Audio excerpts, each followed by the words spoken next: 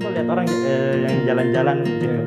Nah, tapi kalau ada orang yang maksa buat kemana-mana sampai dia jadi problematik karena dia memaksa harus punya sesuatu yang ditampilkan di halayak, padahal itu dia maksa sampai mengorbankan orang-orang di sekitarnya, ya itu yang bahaya. Judi online, pinjaman online, Pinjam kan? atau pinjam hilang. Pinjam hilang, entah kemana langsung. Nggak ada Udah habis kabar. pinjam nih, tiba-tiba ditelepon nggak bisa, dicari nggak bisa, tapi postingannya ada. Iya. Bahaya. Iya. Nah, kan kadang ada intrapreneur atau pebisnis itu sering bukan memamerkan sih, memperlihatkan benda-benda mewahnya untuk memotivasi karyawannya itu, Kak. Bagaimana tanggapan seperti itu? Tapi didefinisikan dulu apa itu flexing. Flexing itu apa gitu. Misalnya kalau flexing diartikan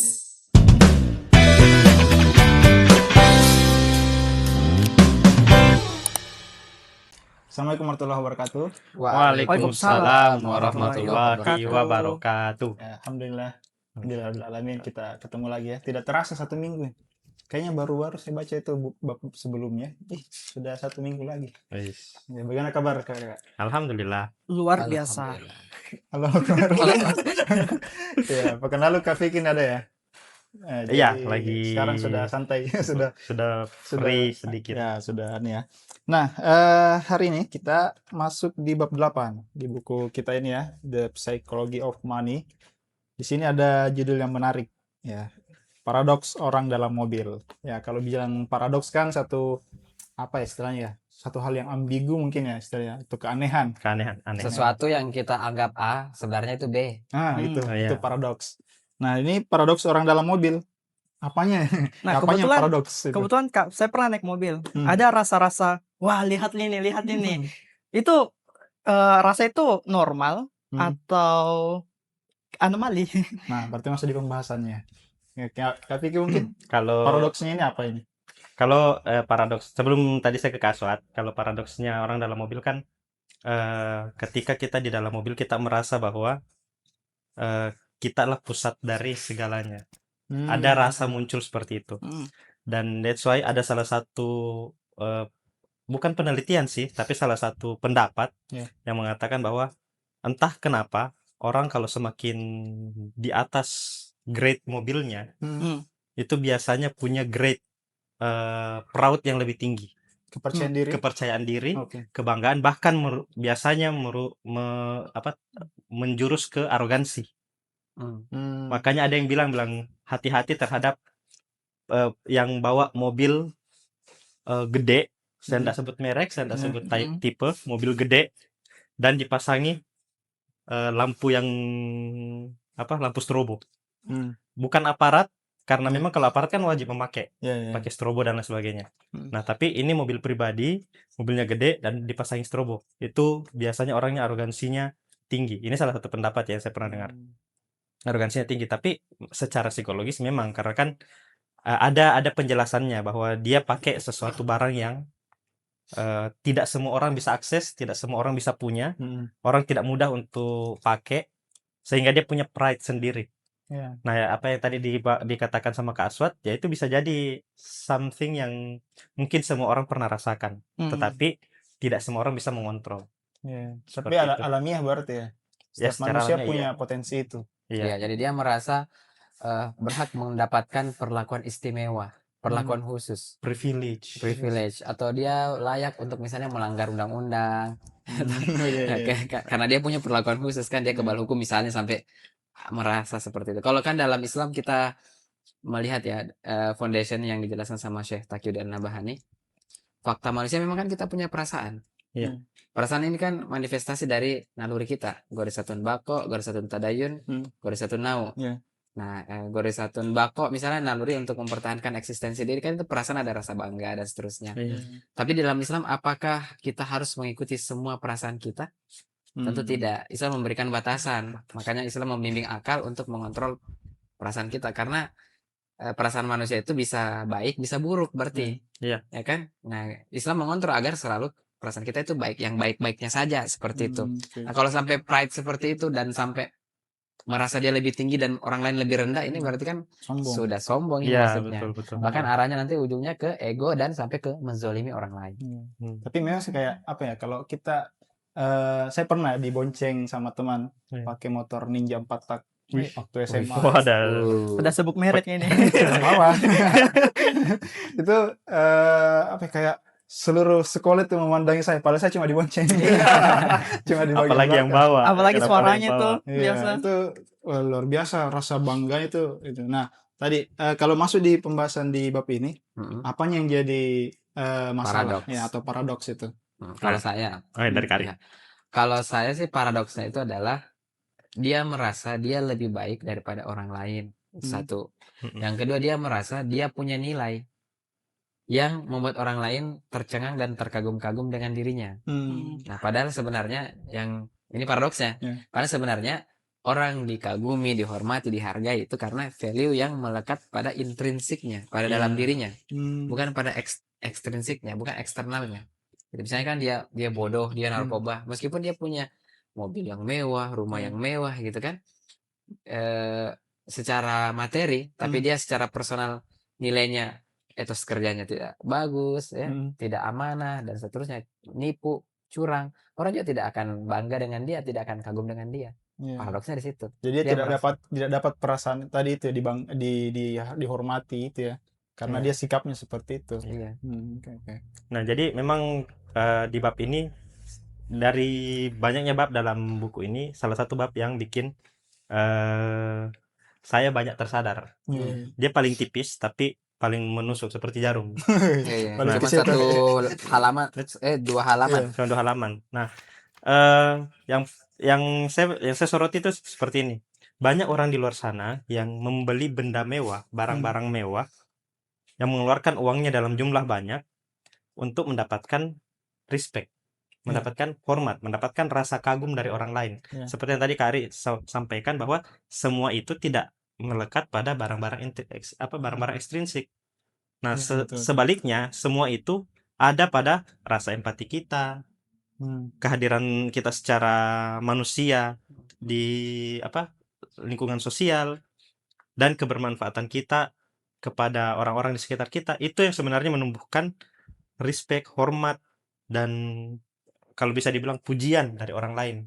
Nah, itulah yang dibahas di buku ini, bahwa orang di dalam mobil itu merasa bahwa semua orang memperhatikan dia, semua orang hormat sama dia karena dia punya mobil ini. Padahal di luar, orang yang melihat mobil itu, satu, menilai mobilnya, bukan orangnya.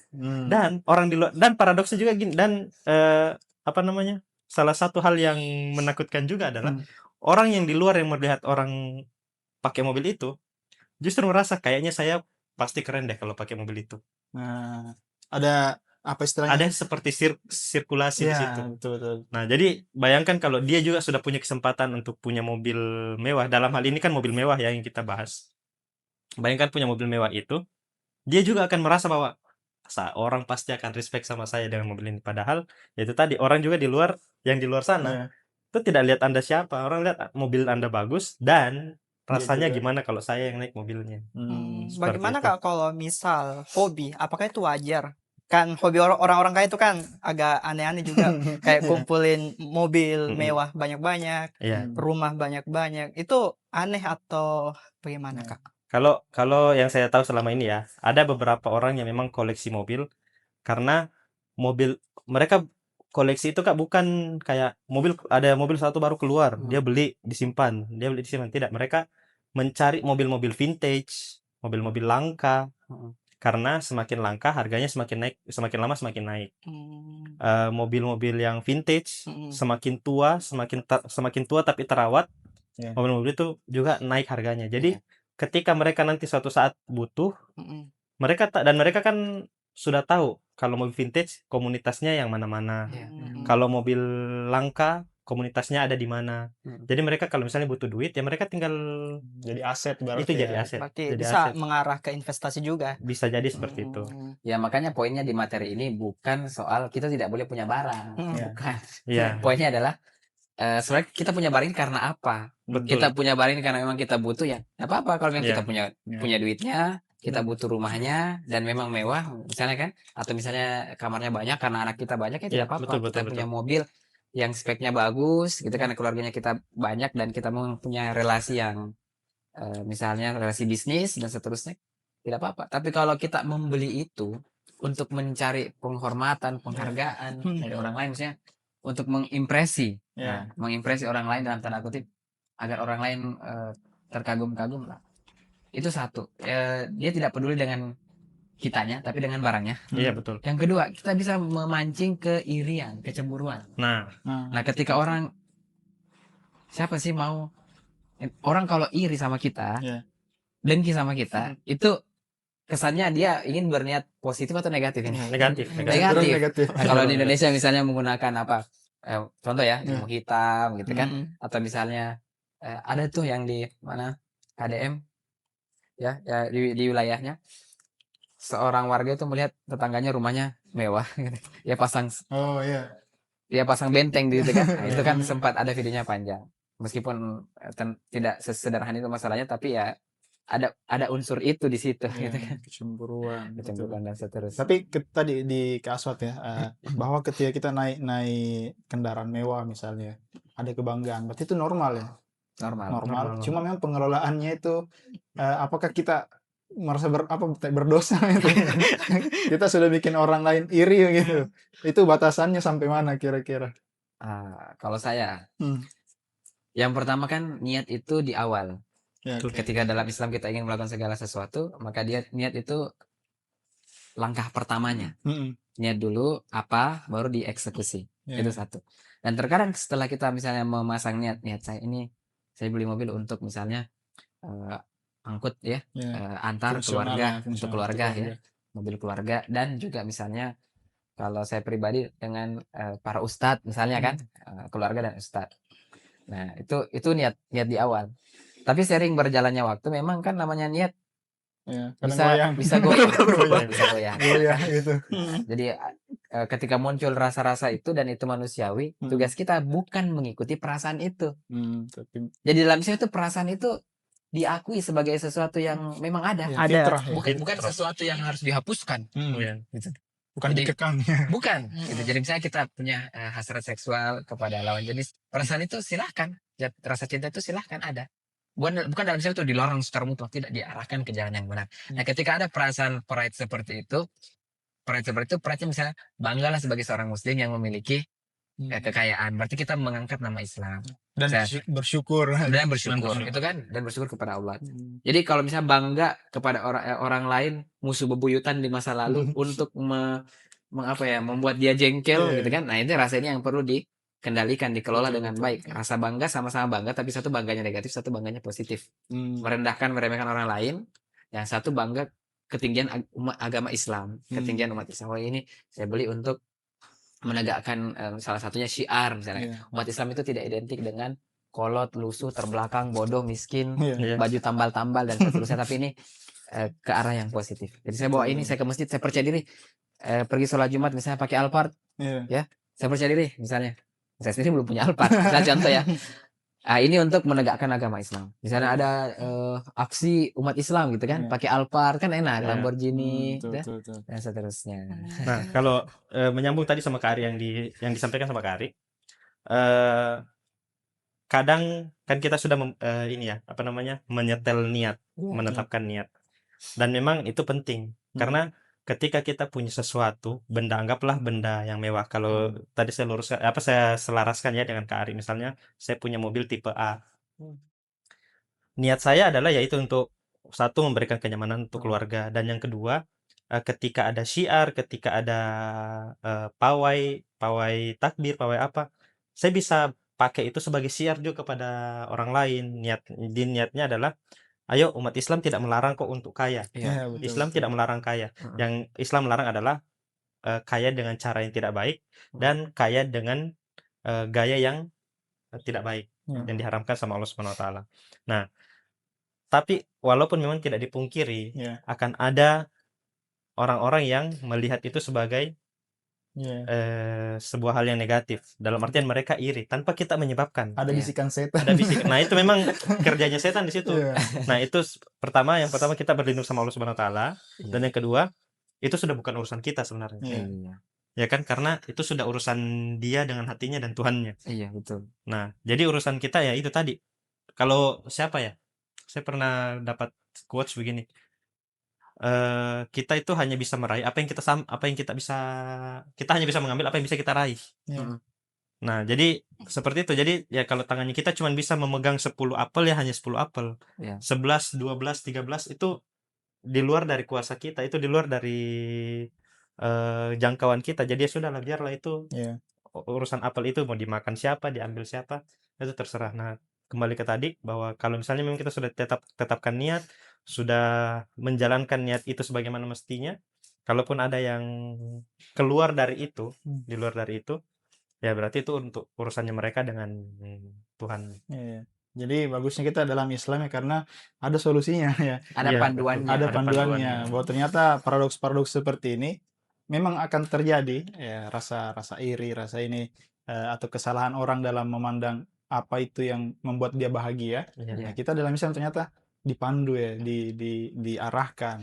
Ya, ada panduannya. Ini alamiah, ini bisa saya ada, tapi bisa diarahkan ke jalan yang tepat gitu, sesuai dengan fitrah manusia. Nah, gitu ya. Ya, jadi nggak usah takut beli mobil. Iya. Boleh aja. Nggak usah. Memang tujuan bab ini bukan untuk takut-takutin beli mobil, Ya. tetapi lebih kepada apa tujuan kita untuk membeli sebuah barang, Iya. terutama benda mewah. Apakah karena memang kebutuhan, ataukah hanya ingin mendapatkan Flexing. rasa hormat, rasa ya yang tadi yang kita Pasti. prestis, tadi, apa namanya? impresi. Ya, impresi dari orang lain. Iya. Karena itu dia tidak nyambung. Karena ya itu tadi, orang melihat kita, orang akan respect kita, orang akan kagum sama kita dari intrinsiknya, Value dari dirinya kita, bukan dari apa yang kita pakai. Nah, orang flexing itu Kak, seberapa besar pengaruh keuangan mereka untuk jangka panjang? Nah, contoh ini saya suka pamer-pamer Ya. ini. Contohnya, Ya, karena Apakah jadi itu- bisnis juga itu ya. apakah itu dapat mempengaruhi keuangan saya dalam jangka panjang atau gimana? Begini, maksudnya apakah orang flexing Mm-mm. memengaruhi keuangan Kak Aswat? Orang flexing itu Kak, apakah mempengaruhi keuangan dia. iya, mempengaruhi keuangan dia? Kalau saya kembali kepada pengelolaan keuangan dia. Karena karena ada orang yang flexing karena memang dia punya, Mm-mm. Iya. ada orang yang flexing tapi maksa buat punya. Tergantung kondisi lagi ya, Tergantung dianya. dianya. Nah, tergantung dianya. Apakah itu tadi bagaimana dia mengatur flexingnya itu. Contoh misal ada orang yang suka jalan-jalan. Jadi hobinya dia adalah flexing tempat-tempat yang dia datangi. Buat saya, kalau memang dia suka tempatnya, dia punya budgetnya untuk ke sana, tidak mengganggu budget kehidupan dia yang lain, oke, terserah. Saya suka kok lihat orang yang jalan-jalan gitu. Ya. Nah, tapi kalau ada orang yang maksa buat kemana-mana sampai dia jadi problematik karena dia memaksa harus punya sesuatu yang ditampilkan di khalayak, padahal itu dia maksa sampai mengorbankan orang-orang di sekitarnya, ya itu yang bahaya. Jadi online pinjaman online Pinjol gitu kan. atau pinjam hilang. Dia Dia bilang biasa "Tau kemana langsung nggak ada dia habis kabar." pinjam nih, tiba-tiba di telepon nggak Hilang. bisa, dicari nggak bisa, tapi postingannya ada. Iya. Bahaya. Iya. Nah, kan kadang ada intrapreneur atau pebisnis itu sering bukan memamerkan sih, memperlihatkan benda-benda mewahnya untuk memotivasi karyawannya itu Kak. Bagaimana tanggapan seperti itu? Tapi didefinisikan dulu apa itu flexing. Flexing itu apa gitu. Misalnya kalau flexing diartikan pamer, ya tentu salah ya. Iya. Pamer berarti hanya sekedar membanggakan apa yang dia punya untuk agar orang lain cemburu atau misalnya merasa rendah diri dan seterusnya. Tetapi kalau tujuannya untuk memotivasi orang lain, untuk kemudian juga meningkatkan gorisatun bakonya untuk taraf hidupnya mencapai titik yang sama. meningkat, ya, untuk meningkat itu kan bagus. Iya. Misalnya ini hal yang urgent ini, misalnya dia upgrade HP, di flexing lah, misalnya ke tim dimotivasi lah. Kamu juga bisa, insya Allah bisa punya dengan meningkatkan etos kerja, dengan meningkatkan kapasitas atau kemampuan sesama entrepreneur kan, kemampuan bisnis dan seterusnya. Hanya kan dia effort ke situ. Iya. Ambisi ini kan ambisi yang masih bagus, masih sangat-sangat positif. Iya. Tapi kalau misalnya flexingnya misalnya dia makan di restoran mewah, satu kali makan misalnya 15 juta satu piring, apa gitu kan, di mana? Nah, ini sudah flexing yang sifatnya hedonisme. Betul. Ya, jadi masalah hati ini banyak bermain di masalah hati ya. Iya. Iya. Jadi Kan masuk Islam juga syaratnya kan dibenarkan lewat betul, hati. Iya betul betul. Seurgent itu hati. iya, hati itu sangat penting ya. Karena niat juga dalam hati ya. Iya Betul, betul. betul. Mau pergi juga hati-hati. Betul. Iya. Hati-hati di jalan. Ya, jadi ini juga POV keduanya. Tadi kan POV orang dalam mobil. Iya. POV orang yang di luar mobil juga ini harus ini diluruskan juga ya. Iya betul. Sebelum dia membeli sesuatu atau terpikat dengan kemewahan orang lain, ya berarti dia harus sadar dulu. Dia harus sadar bahwa bukan itu yang mendatangkan kebahagiaan. Betul. Ya, gitu. Iya. Kelas. Iya, jadi tapi masalahnya yang terjadi di masyarakat banyak yang begitu. Betul. Jadi saya ada main sosmed. Tiba-tiba lewat kayak sales mobil. Nah, salesnya ini alhamdulillahnya saya senang lihat kontennya karena apa? Walaupun dia mengajak ke cicilan, ya, tapi dia membantu menghitung segala jenis pengeluaran mobil mulai dari cicilan pokoknya, terus habis itu biaya maintenance, biaya Service. bahan bakar dan lain sebagainya, dan biaya pajak. Jadi dia tuh breakdown gini. Harga mobil sekian. Kalau cicil berarti sekian bulan, sekian cicilan pokoknya adalah sekian per bulan. Kalau misalnya cicil dengan bunga, dengan DP sekian, dengan bunga sekian apa segala macam, dia breakdown semua. Terus habis itu pajaknya per tahun mobil ini adalah sekian, dia breakdown menjadi 12 bulan. Terus habis itu biaya bahan bakar per bulan dengan dengan rata-rata pemakaian sebulan ya buat orang di dalam kota. Terus habis itu dengan Biaya tol, biaya yang lain biaya tol juga. harus orang yang mau beli mobil ini dengan skema cicil harus punya uang 7 juta per bulan. 7 juta per bulan untuk mobil ini saja. Jadi situ sudah masuk cicilan pokok, bunga, biaya-biaya yang lain. Iya. Itu 7 juta per bulan supaya mobil ini tidak memberatkan keuangan. Iya. Nah, saya ketemu sama orang, dia bilang, saya tuh kayaknya sudah bisa ya cicil mobil. Kenapa? Gaji saya sudah 7,5. So, saya mikir, oke, kalau saya, dan mobil yang dijelaskan tadi itu mobil yang standar, bukan mobil mewah, Iya. bukan mobil yang merek, bukan mobil yang gede, mobil gede ke atas, mobil standar, bukan juga mobil kecil, Iya. mobil standar. Yang saya bilang gini, oke, kalau misalnya dengan perhitungan tadi, artinya mungkin yang dia pikir hanyalah cicilan per bulannya dan bunganya. Iya. Dia tidak pikir maintenance-nya, pajaknya dan lain sebagainya, dan segala macam yang melengkapi mobil ini, yang mengikuti mobil ini begitu. Nah, sehingga saya bilang oke, mungkin dia bisa hidup untuk bulan-bulan awal, tetapi bagaimana bulan-bulan ke depan yang mobil ini sudah butuh servis, mobil ini sudah mau dibayar pajaknya. Iya. Nah, tentu itu akan sangat memberatkan, tentu itu akan sangat berbeda. Nah, dan penyakitnya sekarang adalah banyak orang yang memaksakan untuk itu, menggampangkan untuk itu. Padahal perlu financial planning yang sangat matang untuk membeli barang yang mewah. Kan mobil, rumah itu kan termasuk di barang mewah. Nah, ini yang bahaya. Itu demi dapat ini ya, pengakuan dari orang. Iya. Ya, dan itu kecenderungan juga waktu saya awal-awal selesai kuliah. Iya. Disuruh beli mobil, Kak? Enggak, belum.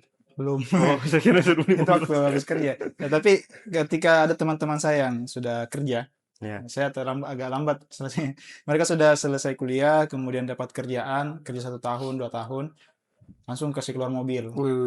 Dan itu tiba-tiba kampung saya yang dulunya cuma sepeda, motor, sudah banyak mobil gitu. Sudah, dan yang lucunya memang orang-orang tua di sana itu merasa ini baru sukses anaknya kalau sudah punya mobil. Pas dicari-cari ternyata mobilnya masih cicil, masih berat, dan akhirnya apalagi kemarin pas COVID, nah itu banyak yang terdampak. Nah, itu resikonya. Terkadang narasinya baru jadi orang. Lah selama ini kita bukan orang. Iya, Ada standar. Selama ini Anda kepompong. Lihat itu anak tetangga udah jadi orang. Kita.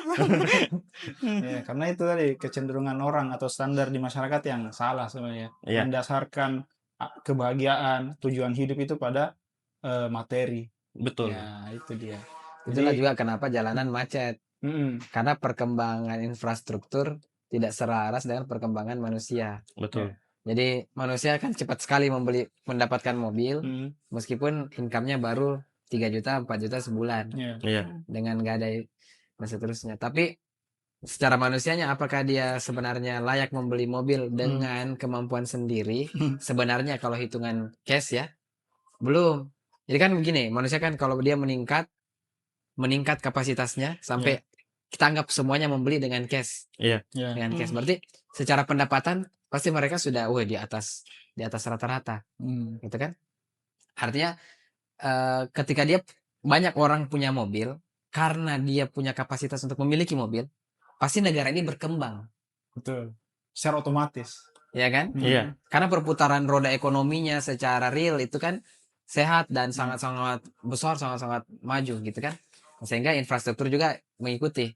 Kalau ini infrastruktur belum ikut, tapi orang gaji 3 juta langsung bisa dapat mobil yang harga 300 juta, 500 juta, 700 juta, ya. Nah, akhirnya kemudian di jalan penuh mobil. Macet lah. Selesai. Jadi kompleks masalahnya. Kompleks masalahnya. Dan- Masalah yang punya mobil, yang lihat orang punya mobil, saya masalah Iya. Yang ditempati mobil keseluruhan lewat. masyarakat. Jadi masalah kemacetan ternyata juga dipengaruhi oleh ego Ego. manusia. Betul. Sistem. Iya, iya. Kembali ke Oke. sistem. Baik, mungkin itu aja ya. Tipis sih tapi Luas. Ya, luas. Betul, Kak, pembahasannya. betul. Dan dampaknya luas. Ya. Iya, iya. Saya mau kutip ya, ada satu hadis. Bukan hadis ya, ayat dalam Al-Quran. Masya Allah. Ya, ini mungkin nanti untuk jadi ini ya. Kita harus melihat dari dua arah tadi. Orang dalam mobil, dia harus sadar niatnya, perbaiki niat. Dan orang di luar mobil, dia sadar diri. Ridho atas pemberian Allah. Betul. Nah, ada satu surah ya di ayat dalam Al-Quran. Summa latus'alunna yaumaidin anin na'im. Ya. Kemudian kamu benar-benar akan ditanya pada hari itu tentang kenikmatan yang kamu megah-megahkan di dunia. Nah, jadi bermegah-megahan itu ada aturannya dalam Islam ya, diatur ya. Itu akan jadi pertanggungjawaban. Yes. Oke, itu mungkin sebagai Asik. closing statement. Enggak sangat nyaman ya diskusi ini. Insya Allah di pekan berikutnya masih lanjutan ya. Kekayaan adalah apa yang Anda tidak lihat. Ya, justru kekayaan itu sesuatu yang tidak dipamer-pamer. Gitu. Iya. Ya. Oke, terima kasih atas kehadiran teman-teman dan kru yang bertugas. Kayak berita. Demikian dari kami. Assalamualaikum warahmatullahi wabarakatuh. Waalaikumsalam.